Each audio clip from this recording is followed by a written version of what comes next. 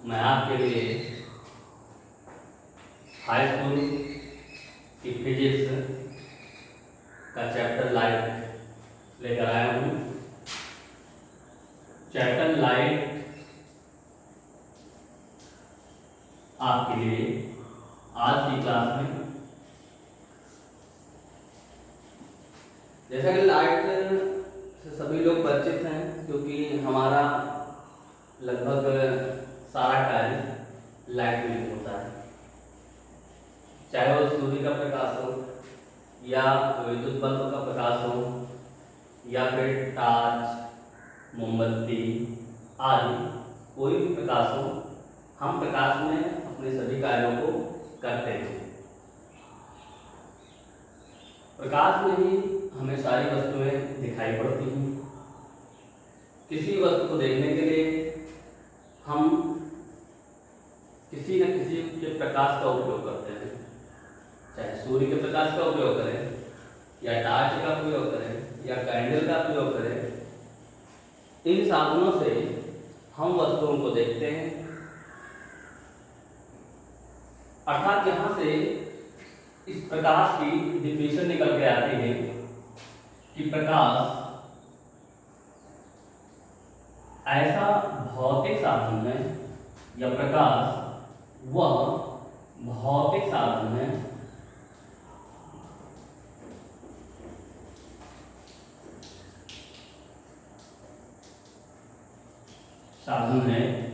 जिसके द्वारा वस्तुएं हमें दिखाई देती हैं, वस्तुएं हमें दिखाई देती हैं।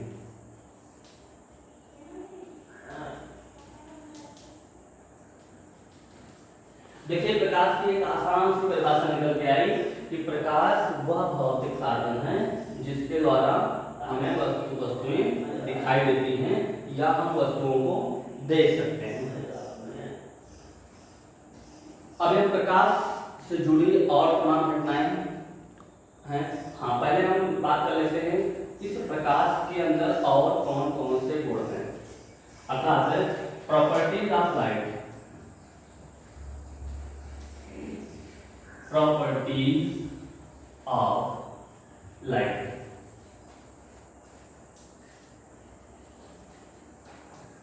प्रकाश के गुण।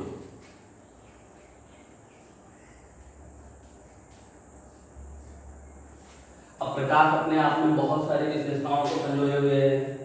इसे पहली बात करते हैं तो प्रकाश के लिए सबसे पहली बात है प्रकाश सीधी रेखा में चलता है। प्रकाश सीधी रेखा में चलता है।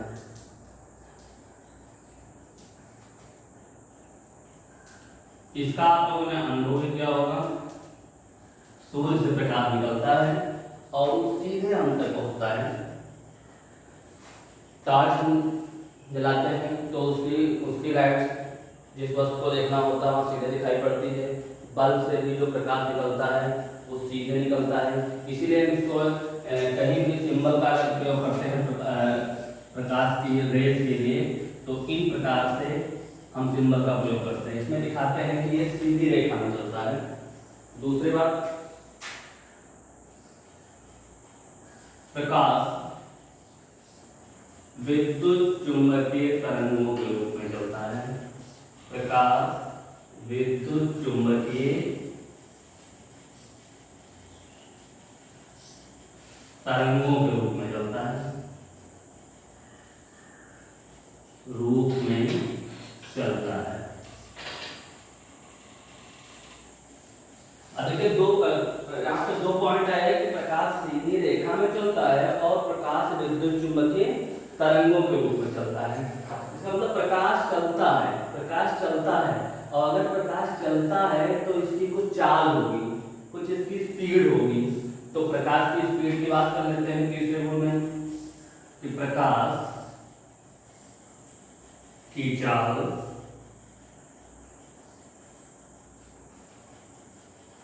3 × 10⁸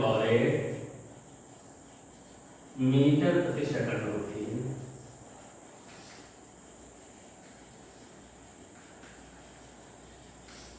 प्रकाश की चाल 3 × 10⁸ मीटर प्रति सेकंड होती है। इसके साथ साथ प्रकाश में परावर्तन का गुण होता है।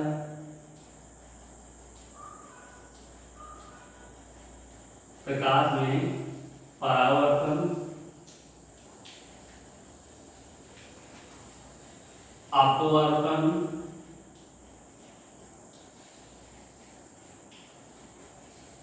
व्यतिकरण,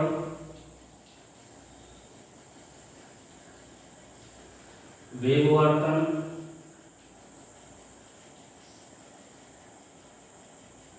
का गुण होता है।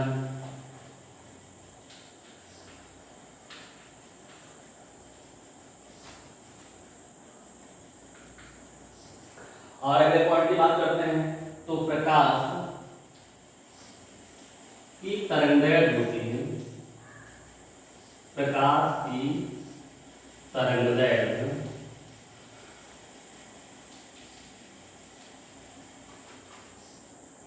4000 एंगस्ट्रॉम से 8000 एंगस्ट्रॉम तक होती है।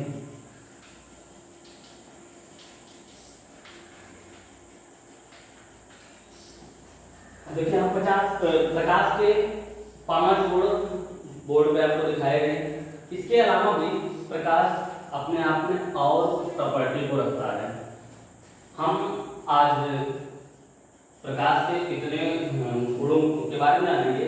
अगली इन गुणों के बारे में और डीपली अध्ययन हम आगे करेंगे। इसके बाद देखते हैं कि यहाँ पे टॉपिक आया कि प्रकाश में परावर्तन, अपवर्तन, व्यतिकरण, विवर्तन आदि का गुण होता है। अब यहाँ आपके मन में एक प्रश्न उठ रहा होगा कि ये परावर्तन क्या है, अपवर्तन क्या है, विवर्तन क्या है, व्यतिकरण क्या है। ये सब तमाम प्रश्न आप सभी विद्यार्थियों के मन में उठ रहा होगा और इनके उत्तर जानने की जिज्ञासाएं आपने होंगी। तो हम अगले टॉपिक की बात करते हैं कि प्रकाश का परावर्तन क्या होता है। चलिए देखते हैं।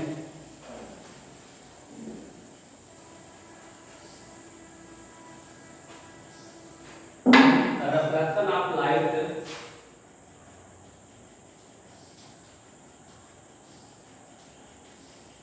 reflection of लाइट पर फोकस करेंगे। प्रकाश का परावर्तन,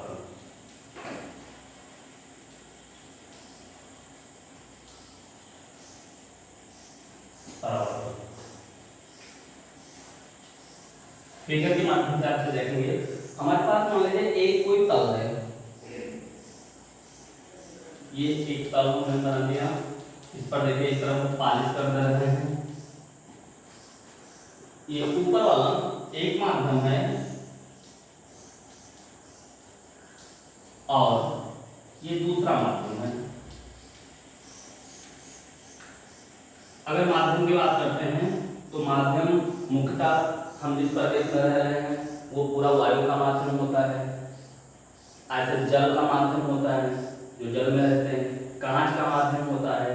तो हम जब कोई प्रयोग करते हैं तो अब 2 माध्यमों को लेकर करते हैं। एक माध्यम हमने ऊपर वाले हिस्से को मान लिया और दूसरा माध्यम नीचे वाले हिस्से को मान लिया।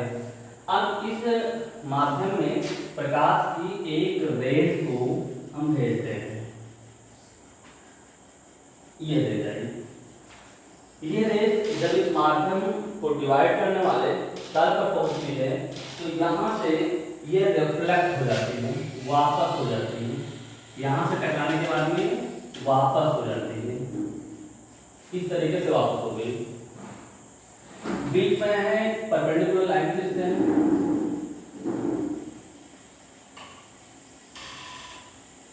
ये परपेंडिकुलर लाइन हो गई।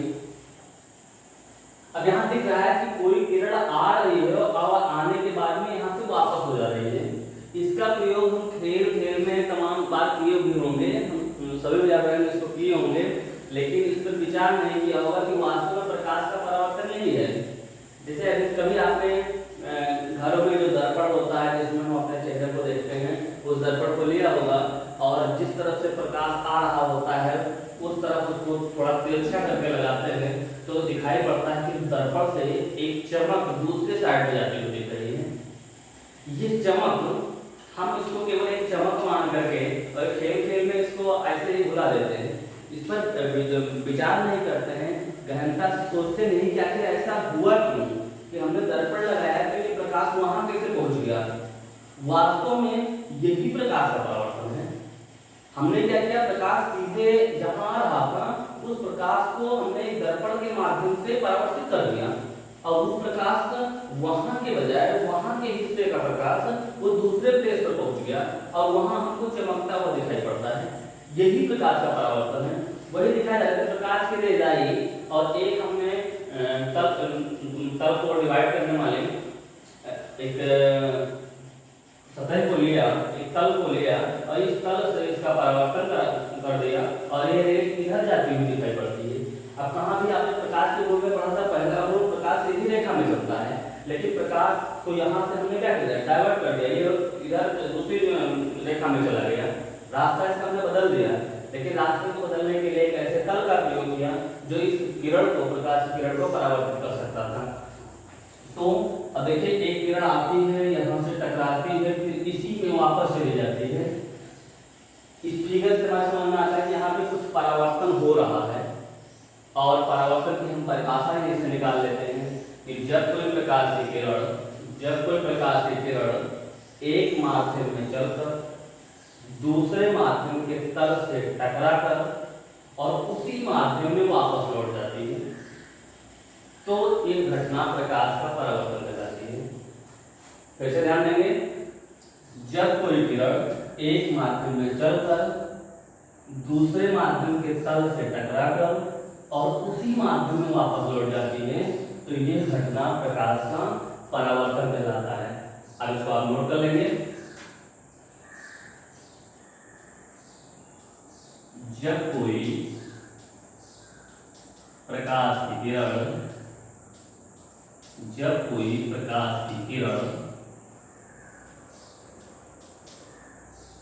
एक माध्यम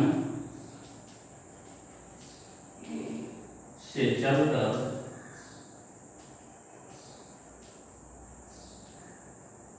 दूसरे माध्यम के तल से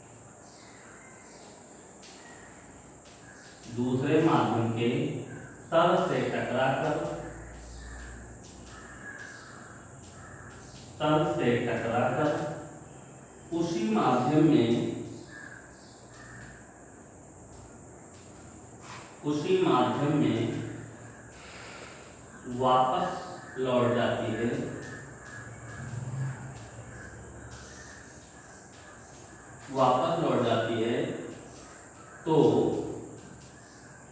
तो यह घटना प्रकाश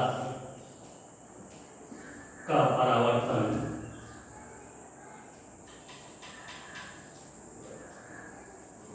कहलाती है। प्रकाश का परावर्तन कहलाती है। ठीक समझ में आ गया कि जब कोई प्रकाश की किरण एक माध्यम से चलकर दूसरे माध्यम के तल से टकराकर उसी माध्यम में वापस लौट जाती है तो ये घटना प्रकाश का परावर्तन कहलाता है। ये आप फिगर के माध्यम से देख सकते हैं कि परावर्तन ऐसा हो रहा है। समझ में आया? किसी को कोई दिक्कत बताइए? हाँ, तो आप इसको आप समझ गए होंगे। अब परावर्तन की घटना अगर हुई तो परावर्तन के दो नियम निकल करके आ गए। जो फिगर दिख रहा है इस फिगर से परावर्तन के दो नियम निकल रहे हैं। अब दोनों नियमों का जिक्र करते हैं। दोनों नियमों का जिक्र करने के लिए फिगर और क्लैरिफाई करेंगे। एक किरण ये आ रही है, प्रकाश की किरण, ये जो किरण आ रही है इस आने वाली किरण को हम कहते हैं आपतित किरण। आने वाली किरण को कहते हैं आपतित किरण। ये किरण यहां से टकरा रही है, जिस पॉइंट पर टकराती है इस पॉइंट को हम कहते हैं आपतन बिंदु। और ये किरण यहाँ से वापस जा रही है। अब वापस जाने वाले किरण को कहते हैं परावर्तित किरण। परावर्तित किरण। और मैं अभी पहले आपको बताया था कि हमने यहाँ से एक सीधी रेखा खींच लिया और इस सीधी रेखा को कहते हैं अभिलंब। सीधी रेखा को कहते हैं अभिलंब। अब यहाँ पे आने वाले किरण को हमने आपतित किरण कर लिया, जाने वाले किरण को परावर्तित किरण। जिस बिंदु से टकरा कर वापस लौटे उसे आपतन बिंदु, और एक सीधी रेखा बीच में खींच दिया जिसे हम अभिलंब कहते हैं। यहाँ से परावर्तन के दो नियम निकल के आए और ये पहला नियम है, हम इसकी हेडिंग दे देते हैं क्योंकि rule of the reflection of light. Rule of the reflection of light. परावर्तन का नियम। फर्स्ट नियम देखिए, फर्स्ट नियम क्या कहता है? आपतित किरण, परावर्तित किरण तथा आपतन बिंदु पर अभिलंब तीनों एक ही तल में होते हैं। आपतित किरण, परावर्तित किरण तथा आपतन बिंदु पर अभिलंब तीनों एक ही तल में होते हैं। तो ये पहला पॉइंट आपका हो गया। आपतित किरण,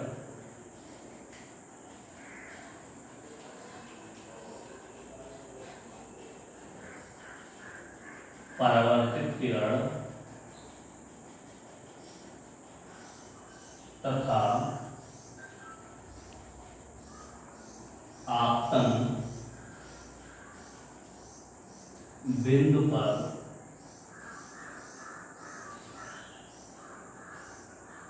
अभिलंब तीनों एक ही तल में होते हैं।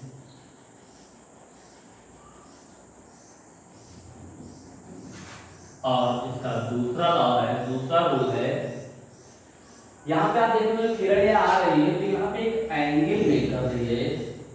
एक एंगल यहाँ बन रहा है, एक एंगल यहाँ बन रहा है। ये आने वाले किरण और अभिलंब के बीच का एंगल है और इसको हम कहते हैं आपतन कोण। इस एंगल का नाम है आपतन कोण और इसको आई सिंबल से डिनोट करते हैं। दूसरा एंगल है यहाँ पर, इसको बोलते हैं परावर्तन कोण। परावर्तन कोण, इसको स्मॉल आर से रिप्रेजेंट करते हैं। तो आपतन कोण मिल गया और परावर्तन कोण मिल गया। अब दूसरा नियम इस कोण पर बन गया कि ये आपतन कोण और परावर्तन कोण सदैव बराबर होते हैं। तो दूसरा नियम आपका निकल के आया कि जो आपतन कोण है, आपतन कोण और परावर्तन कोण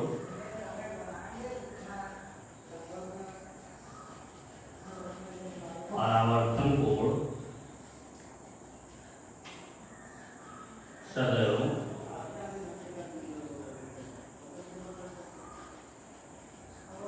बराबर होते हैं। ठीक, तो दोनों नियम बोर्ड पे है आपके सामने।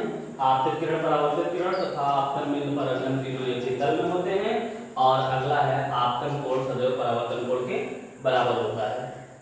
तो ये सारी बातें आपके समझ में आ गई होंगी। आज आपने इतना देखा कि प्रकाश क्या है, प्रकाश के गुण क्या है, प्रकाश में परावर्तन क्या होता है और परावर्तन के रूल कौन कौन से हैं। तो आज की क्लास में इतनी बातें आपके लिए थी। अगली क्लास में आपके लिए फिर और इससे आगे के टॉपिक लेकर आएंगे और वो रोचक होंगे और अच्छे लगेंगे और अच्छे से आपको समझ में आएगा। धन्यवाद।